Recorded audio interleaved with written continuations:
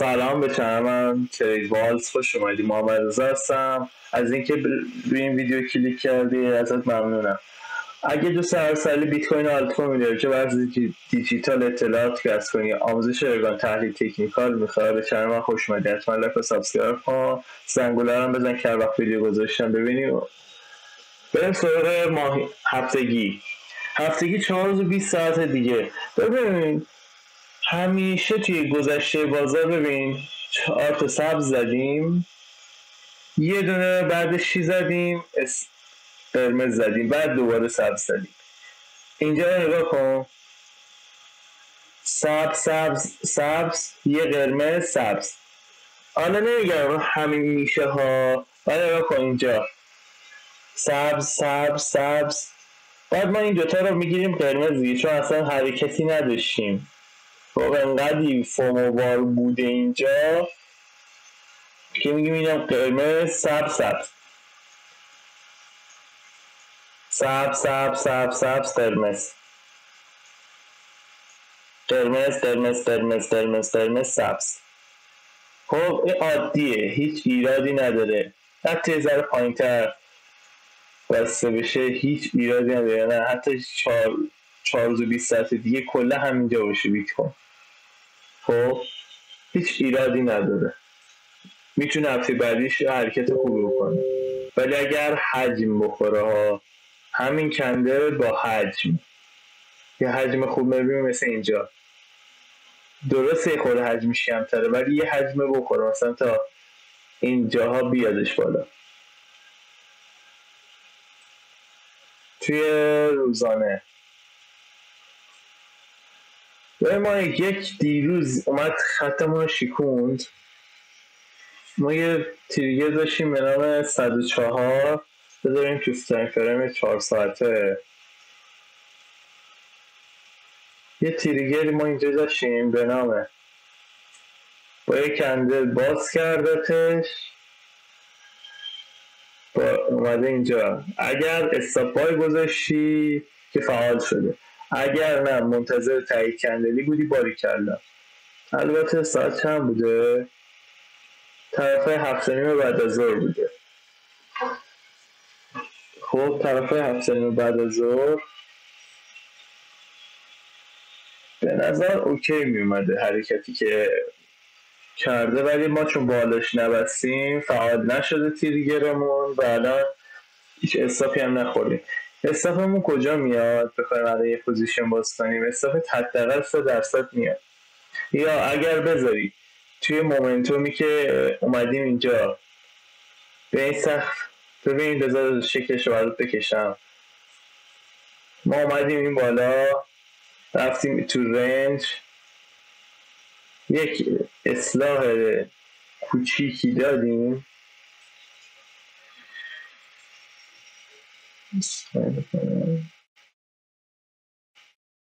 یهو شارژ موسم تموم شد. ببین ما اینجا یک حرکتی داشتیم، بعد اصلاح زدیم اومدیم پایین، بعد تو موج بعدی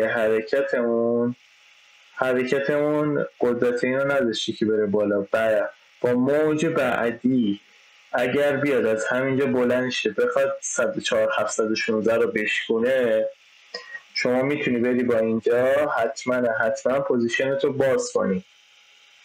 خب و لازمه که اینجا رو باز کنی، یا روی بیت کوین میریم تو دامیننسا بهت میگم رو بیت کوین باز کن یا رو آلت کوین باز کن.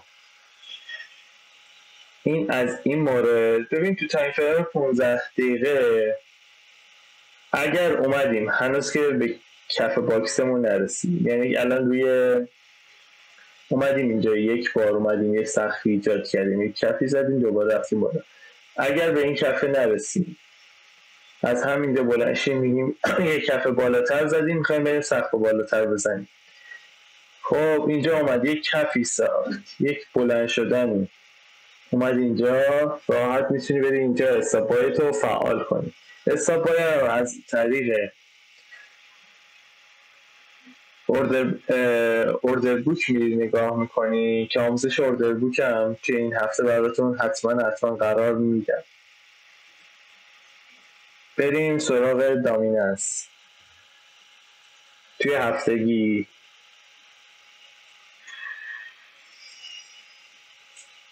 دامیننس 2 تا کندل قرمز زده. آیا نزولی شدیم؟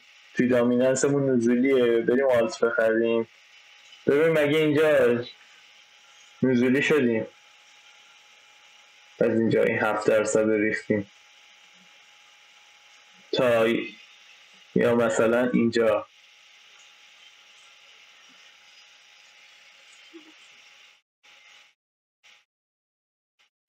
ما اینجا تا اینجا رو مگه نزولی شدیم؟ 16% ریخت. نه، بعد این 16% که ریخت 32% بهمون سود داد، سودای خوب داد. خب الان نزولیم؟ خیر. کی نزولی میشیم؟ میتونی اولین جایی که بری سراغش آلت بخری، یه خورده فکر جمع کردن کوین باشی، 6058. خب میتونی اونجا بری سراغ پوزیشن باشی، حتما بری آلت بخری یا این چیزا. دیروز دامیننسمون 62-64 رو با کندل خوبی شکست. هم حضور فروشنده رو داریم داخلش، هم حضور خریدار رو داریم داخلش. خریدارا تلاش کردن بیان بالا ببندن، دقیقا مثل کندل گذشتم رو ببندن، نتونستن. خب فروشنده ها نتونستن، اگه گفتم خریدار رو استن کن، فروشنده ها نتونستن تا 63-18 رو نگه دارن. خریدار ها زدن تو سرشون تا 62-23 آوردن پایین. خب این از این مورد. و توی 4 ساعته تاییدی بهمون میده. ببین تو بخوای تایید بگیری لول مهمی نیست اینجا. از دامیننس تایید نمیگیریم دیگه. یعنی چی از دامیننس تایید نمیگیریم؟ یعنی کندل به کندل نگاه کنی. کندل این قرمزه، بیت چیه؟ کندلی که الان داره میزنه، کندل کوچیک سبز داره میزنه. خب پس این چیه به ما نشون میده؟ چیه داره به ما نشون میده؟ یعنی داره پول از بیت خارج میشه. این در واقع رنج میزنیم دیگه، تا زمانی که بالای 104 716 نریم هر حرکتی درون باکس از 102 تا 104 مون باکس رنجمونه. بعد میریم یو اس دی مون رو میبینیم، یو اس دی داره قرمز میزنه، دامیننس هم داره قرمز میزنه، یعنی پول داره از بیت خارج و وارد آلت کوین ها میشه. آلت کوین ها میتونن سود بهتری بهمون بدن. این از این مورد خدمتتون. خب بریم ادامه دامیننس. پس فعلا تاییدی از دامیننس بیت بهمون داده نمیشه. و نگاه کنید دامیننس داره یک الگویی رو رفتاری میکنه که اومد پایین، یک بالا زد، دوباره اومد پایین، حتی میتونیم بگیم نه اومد اینجا، یک بالا زد، اومد اینجا، یک بالا کوچیک، اومد اینجا، یک بالا، اومد اینجا، یک بالا. ببین تا زمانی که ما بالای نتونست بالای 63 بره، نرفت اون اصلاح عمیق روی دامیننس، میتونه همینجور گوبش بریزه پایین. ولی حمایت مهمی که داریم چنده؟ 60-58 تا 60-58 یعنی هیچ حمایتی داریم. ببین داریم، ولی روی دامیننس تو تایم فریم دامیننس بیت نداریم. ولی مثلا یو اس دی دادیمون دامیننسش مهمه که میریم الان بهش میرسیم. توتالمون ببین، توتال 3.19 رو که نشکست بره برای اصلاح عمیق، 3.32 درگیرشیم. خب اینجا جایی هستش که شما یک پوزیشن داشته باشی. اگر از پایین همراه من نداری، بیت 97,000 نداری، لینک 15 دلاری رو نداری، 15-20 سنت رو نداری، خب حتما باید یک ورودی اینجا داشته باشی، با شکست این تایید بگیری و ورود کنی. حالا اگه 1 ساعت دیگه بیاد کندل اینجا ببنده پوزیشن باش باز میکنی؟ آره. چرا؟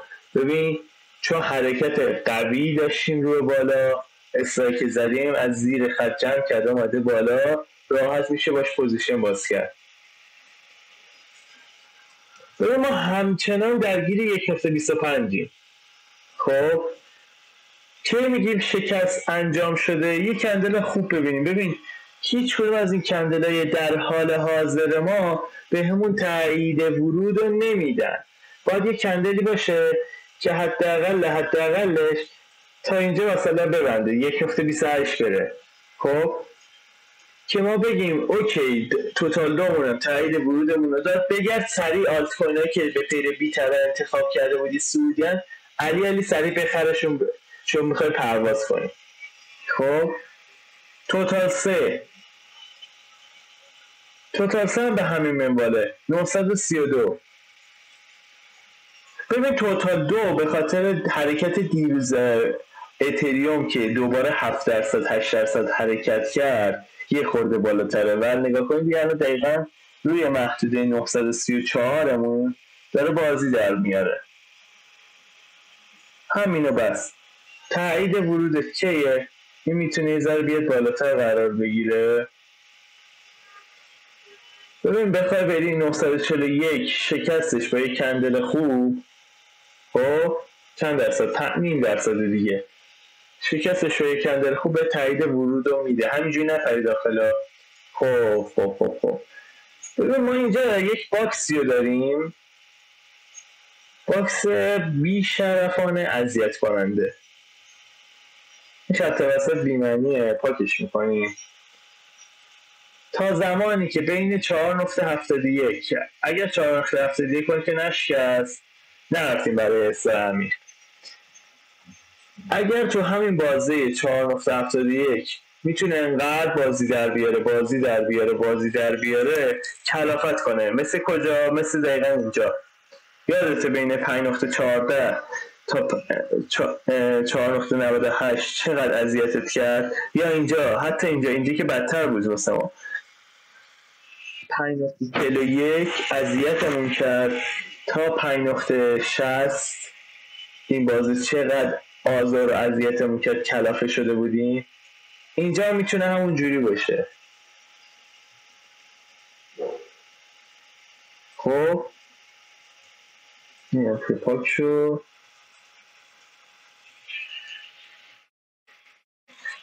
بریم کوینایی که دیروز معرفی کردم.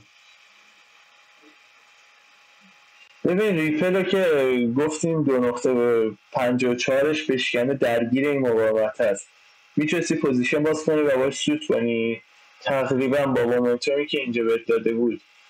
خب اینجا داشت افزایش حجم میخورده، نگاه کن پوشش با افزایش حجم ما داشتیم حجممون هم افزایش میافته. شما میتونستی وقتی این کندل زده شده، کندل 3 ساعت قبل خودشون اینگولف کرده، بری با هم اینجا یک استاپ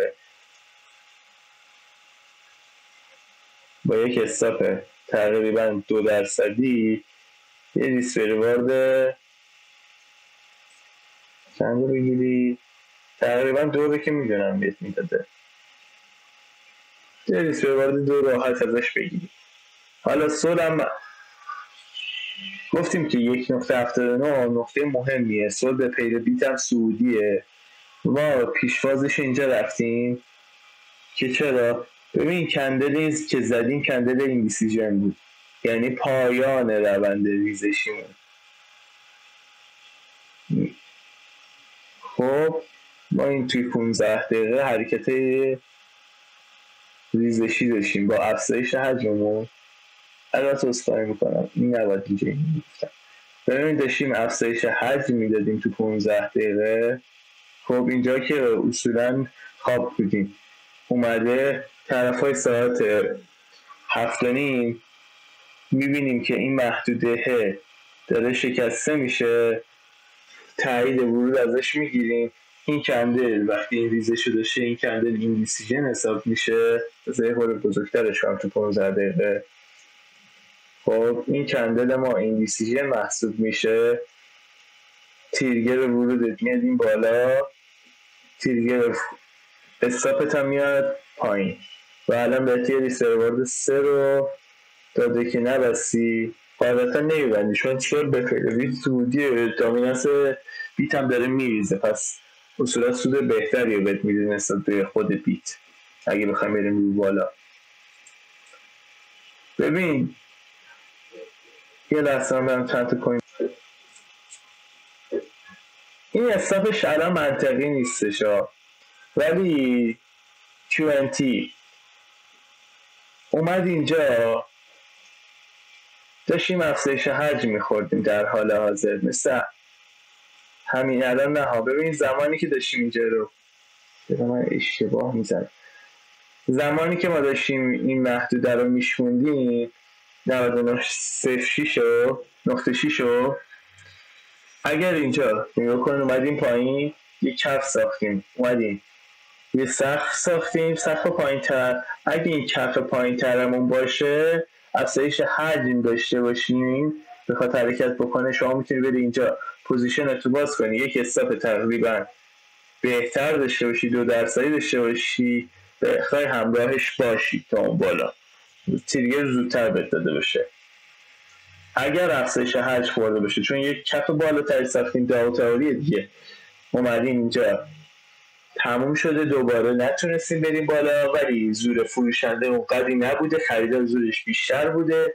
اینجا باعث شده یک کفی بسازیم، این کف باعث شده که یک کف بالاتری بزنیم، پس میتونیم بریم یه سقف بالاتری ایجاد کنیم نسبت به اینجا، همینطوری ادامه دار باشه و تو بتونی یک پوزیشن خوبی ازش داشته باشی.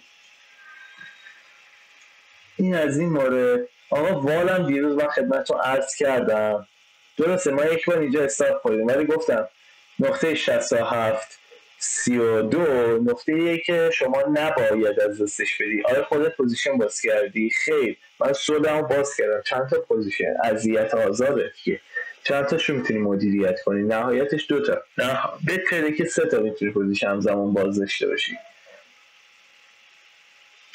خیلی ممنون تا اینجا ویدیو همراه هم بودید. لایک کامنت سابسکرایب فراموش نشه. ممنون از حمایتی که میکنید.